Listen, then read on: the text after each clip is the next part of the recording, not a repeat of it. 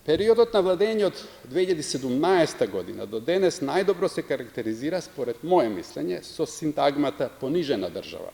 Вака првиот човек на највисоката научна установа во Македонија ја оценува состојбата во државата минативе 4 години. Председателот на МАНУ Љупчо Коцарев вели со политиките последниот период директно студира врз македонските национални интереси и македонската историја, која што се менува по барање на други. Коцарев порачува дека доколку изгубиме нацијата, воопшто нема да има ентитет кој би се интегрирал во Европската унија.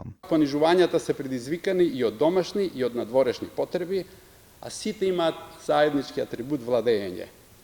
Ова е време кога владеачките елити се впуштија во друга крајност.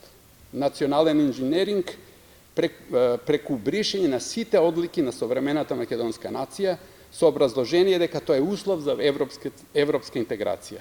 Првиот човек на МАНУ оценува дека македонската политичка елита го има хибрид синдромот, кој представува прикажување на лице како месија, односно тенденција кон величење кај самиот себе, идентификација на собствената личност со државата, како и претерана верба во себе и во личните можни постигнувања, често се граничи со чувството на семоќност. Властодарците, и не само во Македонија, без јавна и демократска контрола, многу брзо пројавуваат симптоми на синдромот хибрис, стекнато нарушување на личноста. Лицата со овој синдром ги имаат следните карактеристики: нарцисоидност, ароганција, непромисленост, некомпетентност за носење геостратешки одлуки и за креирање политики.